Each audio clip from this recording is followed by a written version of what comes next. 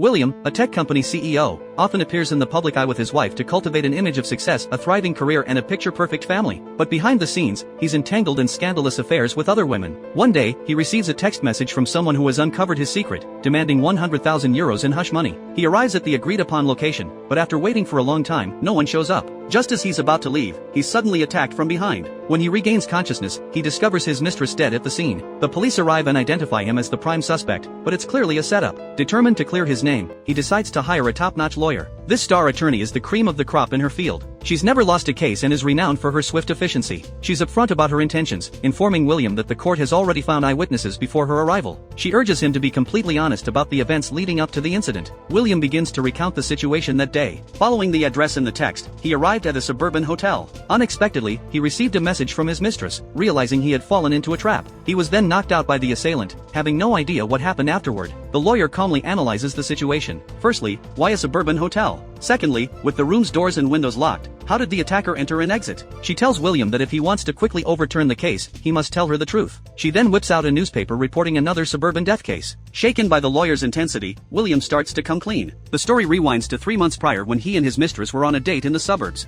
A car suddenly appeared at a turn, resulting in an accident. They got out to check, only to find the other driver dead on impact. As William reached for his phone to call the police, his mistress, Mona, stopped him. With no police cars or surveillance cameras around, she suggested they could leave without any issues. Moreover, she emphasized that if the incident blew up, their respective relationships and careers would be exposed. William reluctantly agreed with Mona's reasoning. However, their damaged car was undrivable. Conveniently, a driver passed by, and Mona had to make up an excuse, claiming she had collided with William. At that moment, a phone rang in the car. Mona had no choice but to answer, pretending to have a brief conversation using the deceased's phone before pocketing it. Once the driver left, they decided to dispose of both the car and the body. William drove the victim's car to the lakeside, destroying all evidence. Meanwhile, Mona sought help from a bespectacled man, claiming she could fix cars and that she lived nearby. As Mona looked at the family photos covering the walls, horror struck her face. It turned out that the deceased was the son of the bespectacled man. She quickly drove away. Simultaneously, the man received a call from his wife, informing him that their son had been confirmed dead just a short while ago, near their home. This left the man with no choice but to grow suspicious. Hearing this, the lawyer begins to clarify her thoughts. There are now 2 cases and 2 bodies. The police only know about Mona's case, and her death is connected to the bespectacled father and son.